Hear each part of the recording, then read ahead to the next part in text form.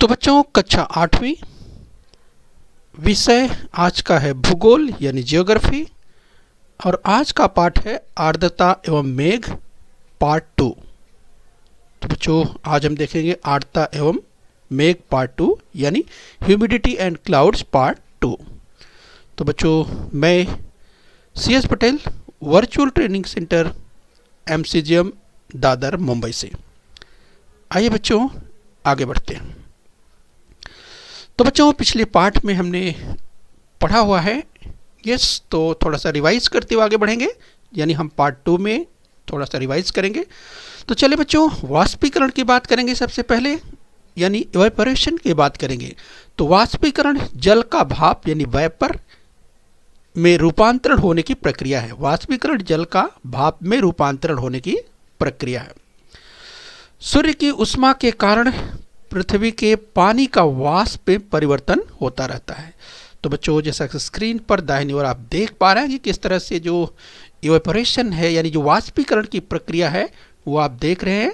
ये आपको हम पॉइंटर की मदद से पॉइंट आउट करना चाहेंगे। जब हम वाष्पीकरण की बात करें तो यहाँ पर देखिए जो वाष्पीकरण की प्रक्रिया हो रही है और इधर सनलाइट आप देखिए सूर्य का प्रकाश पड़ रहा है और इसके बाद किस तरह से इवेपोरेशन हो रहा है तो यहाँ पर आप देख सकते हैं। तो इस तरह से लगातार कंटिन्यूअस जो है इवेपोरेशन कम या अधिक रूप में होता रहता है। बच्चों यदि वायु शुष्क एवं गर्म होगी तो वाष्पीकरण की गति बढ़ती है।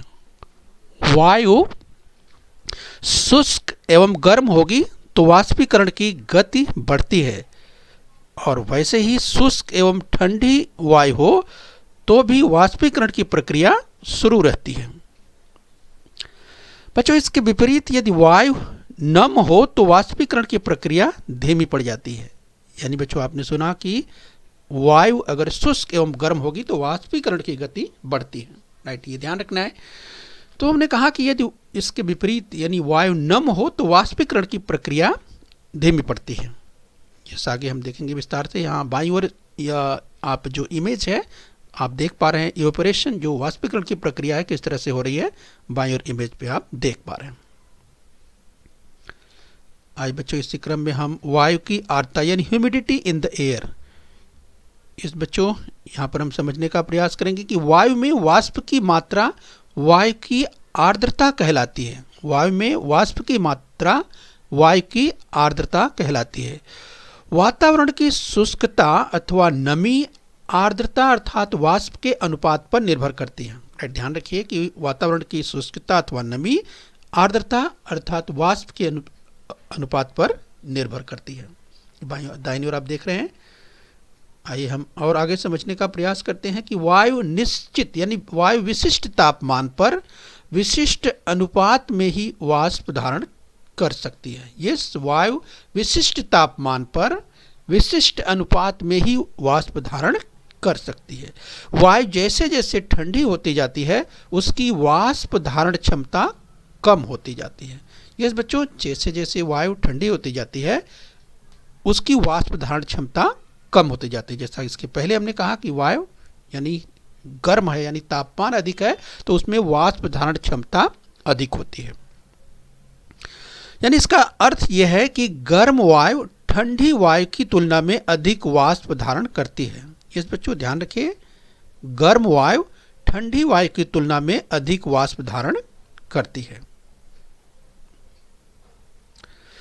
किसी विशिष्ट तापमान पर वायु इतनी ठंडी हो जाती है कि उसकी वाष्प धारण क्षमता एवं उसमें उपस्थित वाष्प का अनुपात समान हो जाता है। तो बच्चों ऐसी स्थिति आती है कि जब किसी विशिष्ट तापमान पर वायु इतनी ठंडी हो जाती है कि उसकी वाष्प धारण क्षमता अर्थात बच्चों जितनी वाष्प वो धारण कर सकती है, किसी विशिष्ट तापमान पर उसकी जो क्षमता होती है जितना धारण कर सकती है एवं उपस्थित वाष्प का अनुपात यानी जितना वो धारण कर सकती है और जितना कर चुकी है तो उस दोनों का अनुपात अगर समान हो जाता है बच्चों ऐसी स्थिति में क्या होता है, ऐसी स्थिति में वायु को वाष्प संपृक्त यानी सेचुरेशन ऑफ द एयर यानी ऐसी वायु जो है वो संपृक्त हो जाती है। उसे इंग्लिश में सेचुरेशन ऑफ द एयर कहते हैं, राइट। दाहिनी ओर आप देख सकते हैं वाष्पीकरण की प्रक्रिया दिखाई जा रही है। तो आइए बच्चों इसी क्रम में हम और आगे बढ़ेंगे, ये समझाने का प्रयास करेंगे। वायु की वाष्प धारण क्षमता वायु के तापमान पर निर्भर करती है। तो बच्चों बाएं ओर आप देख सकते हैं, अगर तापमान कम है देख सकते हैं, तो वायु की वाष्प धारण क्षमता वायु के तापमान पर निर्भर करती है।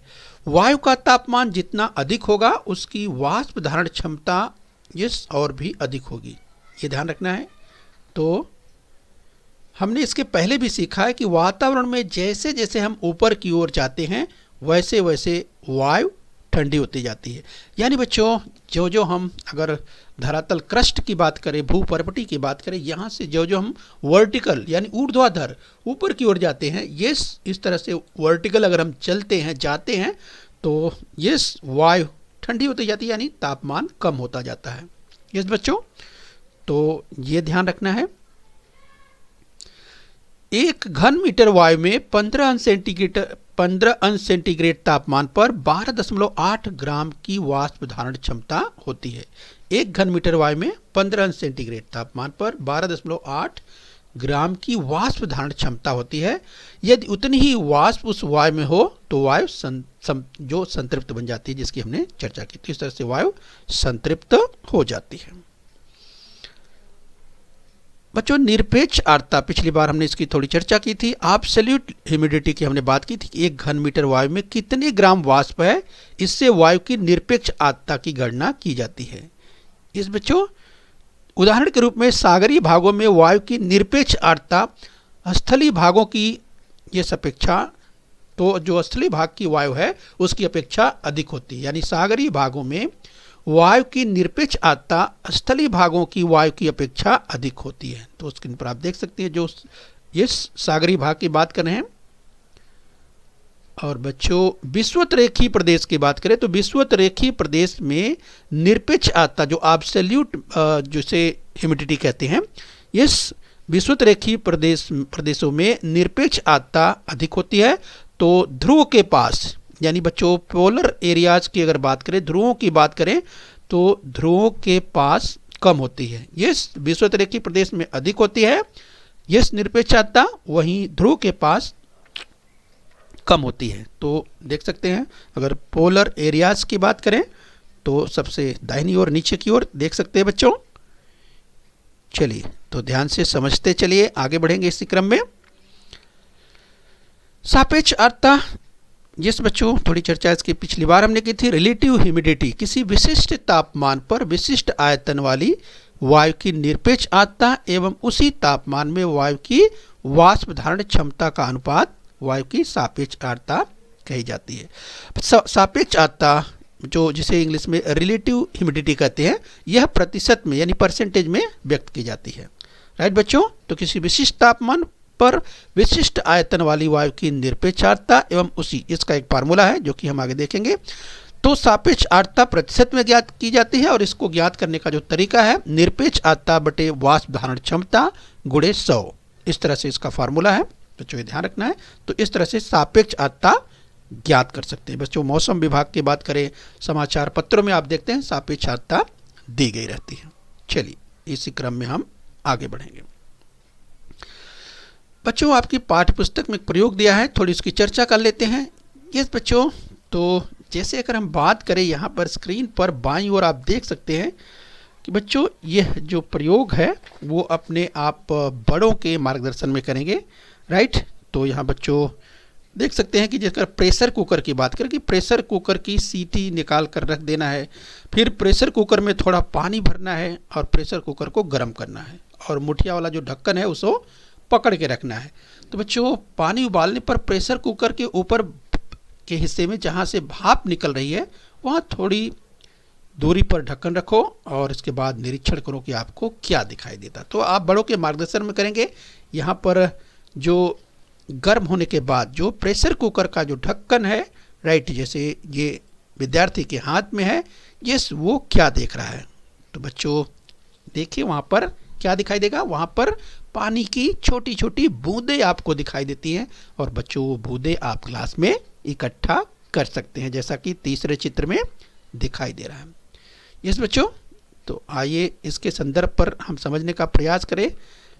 आपकी पाठ्य पुस्तक में आकृति क्रमांक 3.6 उसमें ज़रा देखिए, एक दूसरा समूह बच्चों, एक समतल कांच का ग्लास लीजिए और इसमें बर्फ़ के छोटे छोटे टुकड़े डालिए। तो बच्चों 2-3 मिनट के लिए कमरे में रख दीजिए। तो आप क्या देखेंगे, यानी जो आप देखेंगे तो आप देखेंगे कि थोड़ी देर में पानी की बूंदें ग्लास के बाहरी भागों में जमा हुई आपको दिखाई देंगी।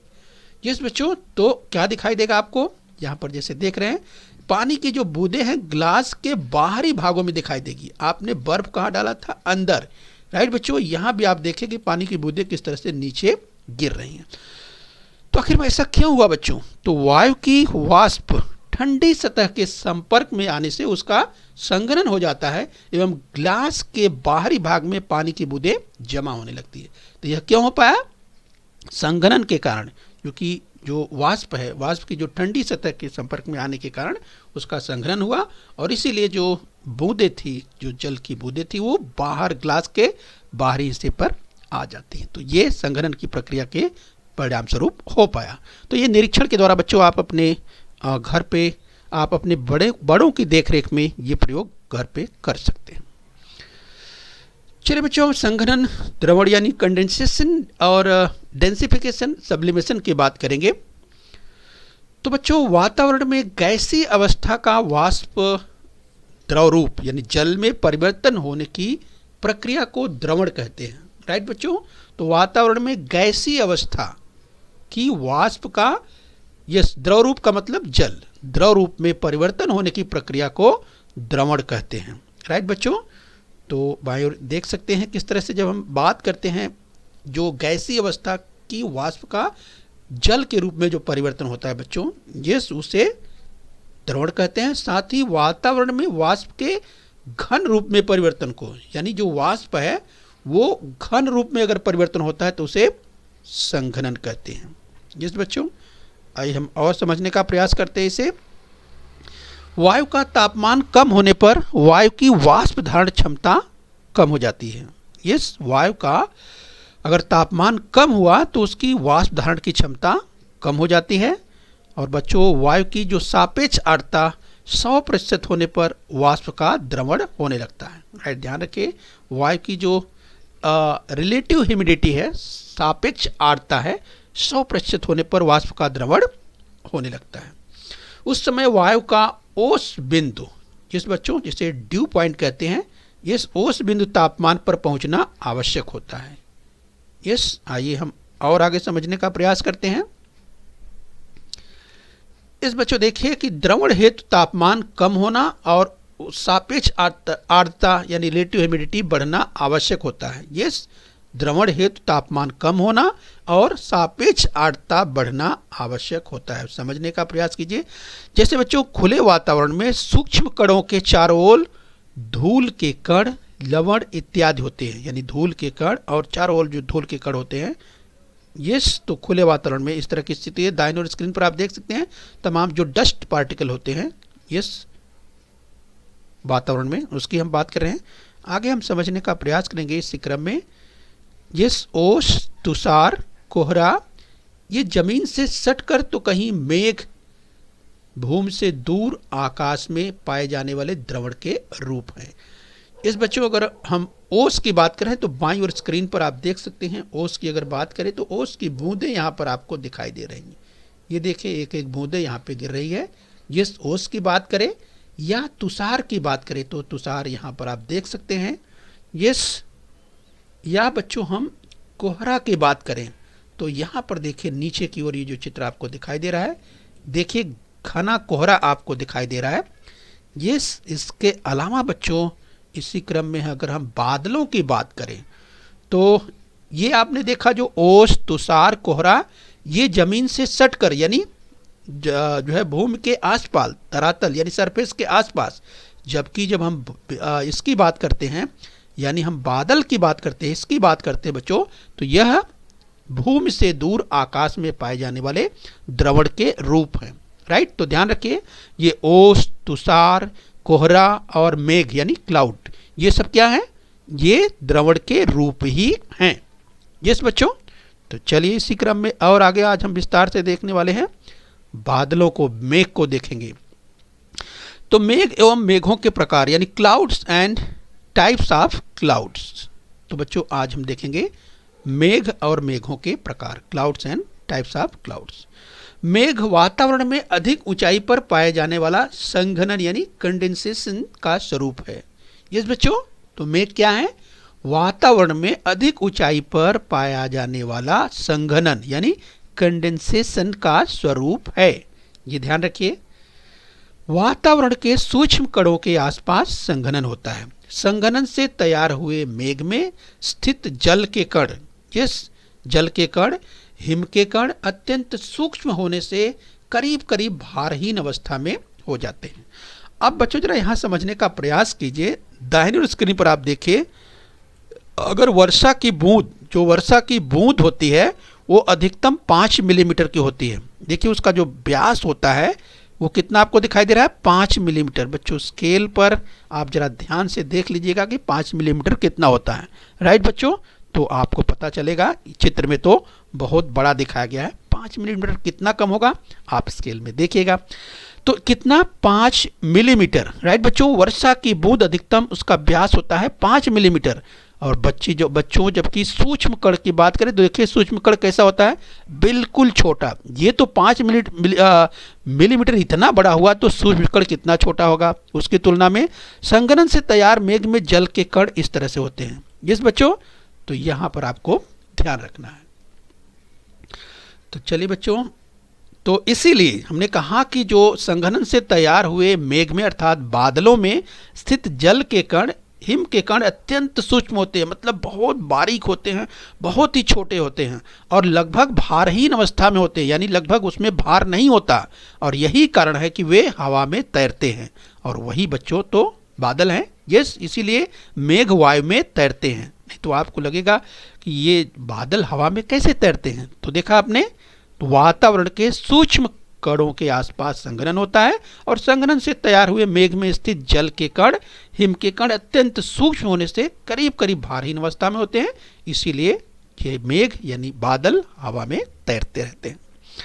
तो चलिए, हम उम्मीद करते हैं यहाँ तक आप समझ रहे हैं। आगे बढ़ेंगे बच्चों। सूर्य की उष्मा से भूमि एवं जल गर्म होते हैं। सतह के पास की वायु गर्म होती है, फैलती है और वायु का घनत्व कम हो जाता है। गर्म हवा ऊंचाई पर जाने लगती है और ऊंचाई पर जाते समय वायु का तापमान कम होने पर वायु की वाष्प धारण क्षमता कम होने लगती है और सापेक्ष आर्द्रता बढ़ने लगती है। राइट, ध्यान रखिए बच्चों, वायु में स्थित वाष्प का जल के कणों एवं हिम के कणों में रूपांतरण होने लगता है। यही उस वायु का ओस बिंदु तापमान कहलाता है। इस बच्चों ध्यान रखिए, हमने देखा कि किस तरह से जब हम ऊंचाई पर जाते हैं तो वायु का तापमान कम होने लगता है। ये और वायु की जो वाष्प धारण क्षमता है वो कम हो जाती है और इसलिए सापेक्ष आर्द्रता बढ़ जाती है। तो वायु में स्थित वाष्प का जल के कणों एवं हिम के कणों में रूपांतरण होने लगता है और बच्चों यही उस वायु का ओस बिंदु यानी जिसे इंग्लिश में ड्यू पॉइंट कहते हैं, ओस बिंदु तापमान कहलाता है। दायर स्क्रीन पर ओस की अगर बात करें तो ओस का चित्र आपको स्क्रीन पर दिखाई दे रहा है। बच्चों हम बादलों की बात करें, क्लाउड्स की बात करें तो संघनन के कारण वातावरण में अधिक ऊंचाई पर सूक्ष्म जलकण एवं हिम के कण वायु में तैरने लगते हैं। तो जो आप बाई ओर स्क्रीन पर देख पा रहे हैं बच्चों, ये सब जो बादल हैं, ये जो बादल आपको तैरते हुए हवा में उड़ते हुए दिखाई दे रहे हैं, ये क्या हैं? ये सूक्ष्म जलकण एवं हिम के कण हैं जो कि हवा में तैरते रहते हैं। वायु में स्थित धूल के कणों के आसपास वे एकत्र होते हैं और आकार में बड़े होने लगते हैं। इस समुच्चय, इसे एक्युमुलेशन कहा जाता है। यस, इसी समुच्चय को, एक्युमुलेशन को मेघ कहते हैं। राइट, ध्यान रखिए बच्चों, वायु में स्थित धूल के कणों के आसपास जो एकत्र होते हैं वे और आकार में धीरे धीरे बड़े होने लगते हैं। ये जो पूरा एक्युमुलेशन या समुच्चय जिसे कहते हैं, इसी को मेघ या बादल कहते हैं। यस बच्चों, तो चलिए इसी क्रम में हम और आगे बढ़ेंगे मेघ के बारे में, बादलों के बारे में यानी क्लाउड्स के बारे में। वायु के जोरदार ऊर्ध्वगामी क्या होता है बच्चों? ऊर्ध्वगामी का मतलब होता है वर्टिकल फ्लो। अभी वर्टिकल फ्लो क्या होता है? वर्टिकल फ्लो का मतलब जब होता है बच्चों इस तरह से, यानी नीचे से ऊपर, इसे वर्टिकल फ्लो कहते हैं। यानी जमीन से यानी आसमान में, आसमान की ओर, ये वर्टिकल फ्लो है। और अगर इस तरह से ये अगर ऐसे हम जाते हैं तो इसे बोलते हैं हॉरिजेंटल यानी क्षैतिज, और ये इस तरह से वर्टिकल होता है। तो ये बच्चों इस तरह से हॉरिजॉन्टल और वर्टिकल ध्यान रखें। तो वायु के जोरदार ऊर्ध्वगामी यानी जो वर्टिकल फ्लो है, जिस उस प्रवाह के कारण वे तैरते रहते हैं, वे अर्थात बादल तैरते रहते हैं। जिस प्रकार पतंग एक विशिष्ट ऊंचाई प्राप्त करने के बाद ऊपर जाने लगती है, उसी प्रकार मेघ भी ऊर्ध्वगामी प्रवाह के कारण वायु में तैरते हैं। तो बादल जो मेघ है क्यों तैरते हैं? इनका जो प्रवाह होता है वो वर्टिकल यानी ऊर्ध्वगामी प्रवाह होता है। आइए बच्चों हम समझ रहे हैं बादलों की जब बात करेंगे तो समुद्र तल से अलग अलग ऊंचाइयों पर मेघ पाए जाते हैं। और बच्चों अत्यधिक ऊंचाई पर बनने वाले मेघ कई बार सूक्ष्म हिमकणों जिसे स्नो पार्टिकल्स कहते हैं ये से ही बनते हैं। यानी अत्यधिक ऊंचाई पर बनने वाले मेघ कई बार सूक्ष्म हिमकणों से ही बनते हैं। राइट, ध्यान रखें। तो समुद्र तल से अलग अलग ऊंचाइयों पर मेघ पाए जाते हैं, बादल पाए जाते हैं। मेघों में संघनन एवं वाष्पीभवन की क्रिया होती रहती है और मेघों में भी जल और हिम के कणों में हलचलें होती रहती हैं। इस बच्चों ध्यान रखें। आइए हम जब बादलों की बात कर रहे हैं, हिम की बात कर रहे हैं, तो और समझने का प्रयास करते हैं। पृथ्वी पर होने वाली वर्षा विशिष्ट प्रकार के मेघों से होती है। वाष्प का प्रमाण भूमि की सतह के पास अधिक होता है। समुद्र तल से ऊंचाई के अनुसार वाष्प का प्रमाण कम होता जाता है और इसके कारण कम ऊंचाई वाले मेघ आकार में बड़े होते हैं और अधिक ऊंचाई वाले मेघ आकार में छोटे होते हैं। तो यहाँ पर बच्चों अगर हम ध्यान से देखें कि जो कम ऊंचाई वाले बादल होते हैं इसीलिए वे आकार में बड़े होते हैं और अधिक ऊंचाई वाले जो बादल होते हैं वे आकार में छोटे होते हैं। राइट, क्योंकि ऊंचाई के अनुसार जो वाष्प का प्रमाण है वो कम होता जाता है। तो चलिए ये ध्यान रखें। अंतर्राष्ट्रीय वर्गीकरण यानी जो इंटरनेशनल क्लासिफिकेशन है उसके अनुसार बादलों के जो प्रकार हैं क्लाउड्स के वो 10 किए गए हैं। तो ये 10 प्रकार कौन कौन से हैं? मेघों के प्रकार की बात करें तो पहला है सिरस, दूसरा है सिरोस्ट्रेटस, तीसरा है सिरोक्यूमुलस। अभी जो 3 है बच्चों मेघों के प्रकार में, ये इनकी ऊंचाई अधिक अर्थात 7000 मीटर समुद्र तल से। ये अगर बात सामान्य ऊंचाई की बात करें तो 7000 से 14000 मीटर ये पाए जाते हैं, ये बादल पाए जाते हैं। ये जो 3 की हमने बात की। इसके बाद जो चौथा है अल्ट्रोस्टेटस, पांचवा है अल्ट्रोक्यूमुलस और ये बादल बच्चों 2000 से 7000 मीटर की ऊंचाई पर पाए जाते हैं। जबकि स्ट्रेटोक्यूमुलस, स्ट्रेटस और निम्बोस्ट्रेटस बच्चों ये जो बादल हैं ये 2000 मतलब 2000 मीटर से, इनकी जो ऊंचाई है 2000 मीटर से नीचे ही पाए जाते हैं। और बच्चों जो क्यूमुलस और क्यूमुलो निम्बस होते हैं ये इनका विस्तार कम या अधिक हो सकता है। तो इस प्रकार से जो अंतर्राष्ट्रीय वर्गीकरण है उसके अनुसार 10 प्रकार के यानी बादलों के मेघ के 10 प्रकार हैं। आइए बच्चों हम देखने का प्रयास करते हैं कम ऊंचाई वाले बादल, मध्यम ऊंचाई वाले और अधिक ऊंचाई वाले। राइट, तो मेघों के प्रकार इस रूप में आप देख सकते हैं। बच्चों आप ध्यान से देखिए स्क्रीन पर। कम ऊंचाई वाले अगर बादलों की बात करें तो जो प्रेसिपिटेशन आप वर्षा देख पा रहे हैं, वर्षा जो का अधिकांश भाग जो मिलता है पृथ्वी को वो कम ऊंचाई वाले बादलों से मिल रहा है। मध्यम ऊंचाई के बादल आप देख पा रहे हैं और ऊपर देख पा रहे हैं जो सबसे अधिक ऊंचाई वाले बादल हैं। ये इनके बारे में हम आगे देखने वाले हैं। आइए, तो बच्चों वातावरण में मेघों की उत्पत्ति यानी बादलों की उत्पत्ति अलग अलग ऊंचाइयों पर होती है। इन मेघों का निरीक्षण करने पर ऊंचाई के अनुसार उनके 3 प्रमुख प्रकार बताए जा सकते हैं। यह मेघों की धरातल की नज़दीकी से तय होता है, यानी जिस धरातल से ऊपर वर्टिकल चलते हैं वहाँ के अनुसार तय होता है। जैसे मेघों की ऊंचाई करीब 7000 से 14000 मीटर के बीच होगी तो उन्हें अत्यधिक ऊंचाई वाले मेघ कहेंगे। 7000 से 14000 मीटर। राइट बच्चों, कहाँ से? सरफेस से यानी धरातल से ऊपर वर्टिकल हम बात करें 7000 से 14000 मीटर। राइट बच्चों, आप जैसा कि जानते हैं 1 किलोमीटर में 1000 मीटर होता है, तो उस हिसाब से अगर किलोमीटर में समझेंगे तो 7 किलोमीटर से 14 किलोमीटर आप समझ सकते हैं। तो चलिए इसी बीच देख लीजिए, यदि वे 2000 मीटर से 7000 मीटर की ऊंचाई पर हैं तो उन्हें मध्यम ऊंचाई के मेघ कहेंगे, और यदि वे 2000 मीटर से भी कम ऊंचाई पर हैं तो उन्हें हम कम ऊंचाई के मेघ कहेंगे। इस बच्चों तो इस तरह से इसका जो वर्गीकरण है वो 3 भागों में किया गया है। ऊंचाई के आधार पर। अब आइए बच्चों हम अधिक ऊंचाई वाले जो मेघ हैं उनके बारे में देख लेते हैं, यानी हाई क्लाउड्स होते हैं जो, ये मेघ मुख्यतः हिम स्फटिकों से बने होते हैं। हिम स्फटिक क्या होते हैं, जिसे आइस पार्टिकल्स कहते हैं। तो बच्चों ये जो बादल हैं अधिक ऊंचाई वाले, ये हिम स्फटिकों से यानी आइस पार्टिकल से बनते हैं।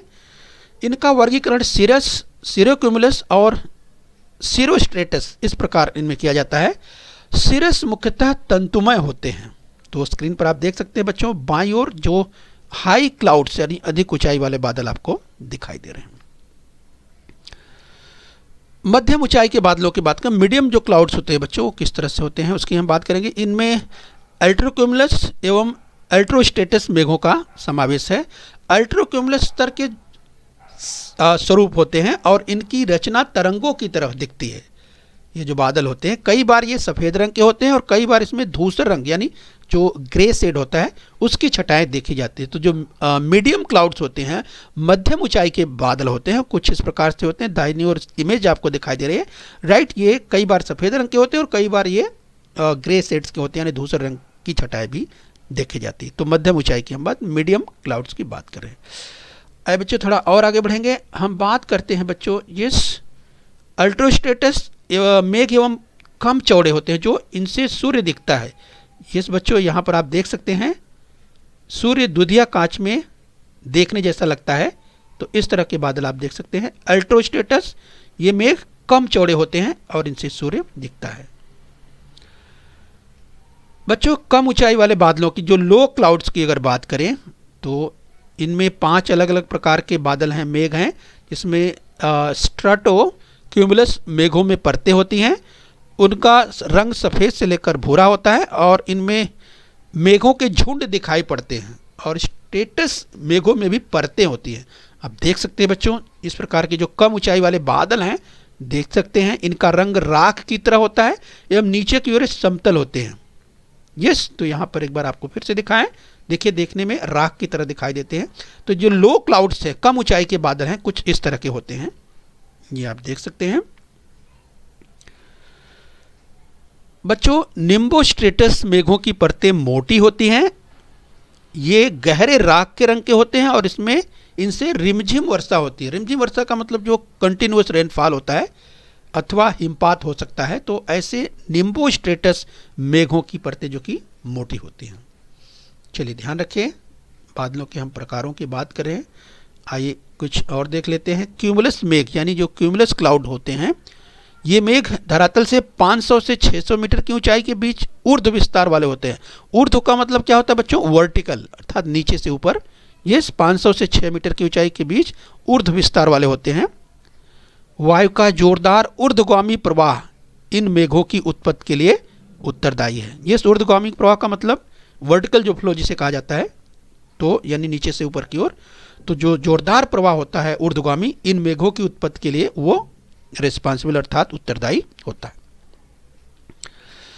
बच्चों ये मेघ विशाल और गुंबद आकार के होते हैं। इनका रंग धूसर अर्थात ग्रे होता है। क्यूमुलस मेघ सुहाने मौसम के द्योतक होते हैं। इन मेघों का ऊर्ध्व विस्तार कभी कभी इतना बढ़ जाता है, ऊर्ध्व का मतलब वही वर्टिकल, कि उनका क्यूमुलो निम्बस मेघों में परिवर्तन हो जाता है और वर्षा होने लगती है। यस बच्चों, तो ध्यान रखिए इसे। ये मेघ विशाल और गुंबद आकार के होते हैं, इनका रंग धूसर अर्थात ग्रे होता है। और बच्चों क्यूमुलस मेघ सुहाने मौसम के प्रतीक होते हैं। कभी कभी इनका वर्टिकल या ऊर्ध्व विस्तार इतना हो जाता है कि वे क्यूमुलो निम्बस मेघों में परिवर्तन हो जाता है और वर्षा होने लगती है।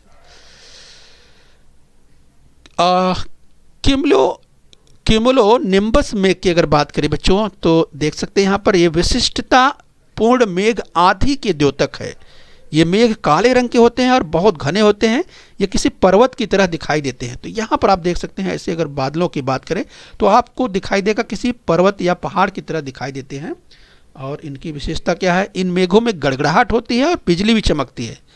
आंधी तूफान के साथ वर्षा होती है और कभी कभी ओले भी गिरते हैं, पर यह वर्षा अधिक समय तक नहीं रहती है। यस, तो जो हम बात करें बच्चों क्यूमुलो निम्बस क्लाउड की बात करें हैं तो इस प्रकार के बादलों की विशेषता ये है। यहाँ पर आप देख सकते हैं जो अगर पॉजिटिव की बात करें, यहाँ पर ऊपर देखिए तो आपको दिखाई देगा यस जो धनात्मक, और यहाँ पर बीच में देखिए ऋण, फिर यहाँ पर आपको धन, जब आवेश की बात करते हैं। तो बच्चों आकाश में सबसे बड़े जो क्यूमुलोनिम्बस मेघों से बिजली की गड़गड़ाहट के साथ वर्षा होती है, और हमने जो कहा कि इन मेघों में ऊपरी भाग में धन एवं निचले भाग में ऋण प्रभार होता है, ये ध्यान रखिए। इसके नीचे की भूमि हमेशा धन प्रभाव लिए रहते हैं, यानी इसकी हम बात करें यानी नीचे की, अर्थात यहाँ पर देखिए यस, तो इस तरह से इसके नीचे की भूमि हमेशा धन प्रभाव लिए रहती है। प्रभारों में अंतर के कारण विद्युत प्रभार का निर्माण होता है और बिजली चमकती है। तो आप देखते हैं यस ऐसे जो बादल है किस तरह से बिजली चमकती है। आए बच्चों, अन्य मेघों की अपेक्षा इन मेघों में से गिरने वाली पानी की बूंदें बड़ी होती हैं, क्योंकि मेघों के अंदर ही अंदर ये बूंदें तैरती हैं और बड़ी होती जाती हैं। इस तरह से जो वृष्टि या प्रेसिपिटेशन या जो वर्षा होती है बच्चों, उसकी जो बूंदें हैं वो बड़ी बड़ी होती हैं। बड़ी होते ही ये इतनी भारी हो जाती हैं कि मेघों में तैर नहीं पाती हैं और वृष्टि के रूप में यानी वर्षा के रूप में भूमि पर गिरने लगती हैं। तो बच्चों इस तरह से आप वर्षा देख पा रहे हैं। कभी कभी मेघों में वायु बड़ी ठंडी होती है और बच्चों इसलिए ये बूंदें जम जाती हैं और ओलों के रूप में जमीन पर आते हैं। तो दाईं ओर स्क्रीन पर आप देख सकते हैं बच्चों किस तरह से, अगर ओलों की बात देखिए, ओले गिर रहे हैं। ऐसा क्यों हो पाता है? तो देखिए कभी कभी मेघों में वायु बड़ी ठंडी हो जाती है और बूंदें इसकी जो है जम जाती हैं और ओलों के रूप में जमीन पर आते हैं। बच्चों तो आप छोटे देख रहे हैं, इससे बड़े बड़े ओले भी जमीन पर गिरते हैं। इन्हें हम ओलावृष्टि या हेल स्टोन्स कहते हैं। इस बच्चों इन्हें हम ओलावृष्टि या हेल स्टोन्स कहते हैं। तो बड़े बड़े हेल स्टोन्स भी होते हैं, राइट बच्चों। तो चलिए इसी क्रम में हम और आगे बढ़ेंगे, अभ्यास कर लेते हैं। तो चलिए बच्चों हम अभ्यास करेंगे। कोष्टक में से सबसे जो उपयुक्त शब्द है वो चुनकर वाक्य को पूरा करना है। तो आपको कोष्टक में जो शब्द दिया है ब्लू कलर से देखिए, यस क्यूमुलोनिम्बस, सापेक्ष आर्द्रता, निरपेक्ष आर्द्रता, घनीभवन, वाष्प धारण क्षमता। और बच्चों आपको देखिए भरना एक एक। तो चलिए अ लेते हैं, वायु की रिक्त स्थान दिया हुआ है, यस वायु के तापमान पर निर्भर रहती है। तो आपको देखना है ऊपर से, यानी जो ब्लू कलर में दिए हुए शब्द हैं, यस जो विकल्प हैं वहाँ से आपको चुनना है। तो यस बच्चों ध्यान से चुनिए और देखिए आपका उत्तर टैली करता है, कोशिश कीजिए। यस तो आपने क्या चुना? वाष्प धारण क्षमता। यस तो वायु की वाष्प धारण क्षमता वायु के तापमान पर निर्भर करती है। यस बच्चों तो आपने जो चुना यहाँ वाष्प धारण क्षमता, वायु की वाष्प धारण क्षमता वायु के तापमान पर निर्भर करती है। आगे देखेंगे 1 घन मीटर वायु में कितने ग्राम वाष्प है, यह देखकर यस फिर रिक्त स्थान दिया है उसकी गणना की जाती है। अब किसकी? इसकी चर्चा हमने की थी, आपको याद आ गया होगा, यस निरपेक्ष आर्द्रता। 1 घन मीटर वायु में कितने ग्राम वाष्प है यह देखकर निरपेक्ष आर्द्रता की गणना की जाती है। चलिए ई, मरुस्थलीय प्रदेश में रिक्त स्थान है, कम होने से हवा शुष्क होती है। इस बच्चों आपको याद आ गया होगा, इसकी भी चर्चा की थी। मरुस्थलीय प्रदेश में सापेक्ष आर्द्रता कम होने से हवा शुष्क होती है। आगे ई, डैश डैश दिया है, रिक्त स्थान दिया है, प्रकार का मेघ आंधी का संकेत होता है। याद कीजिए बच्चों, यस क्यूमुलोनिम्बस, यस बच्चों इस प्रकार का मेघ यानी बादल आंधी का संकेत होता है। और लास्ट है, खुले वातावरण में वायु में स्थित वाष्प का वातावरण के धूल के कणों के आसपास होता है। यस बच्चों तो ये है घनीभवन। यस खुले वातावरण में वायु में स्थित वाष्प का वातावरण के धूल के कणों के आसपास घनीभवन होता है। यस बच्चों तो हम उम्मीद करते हैं यहाँ तक आपने समझ लिया।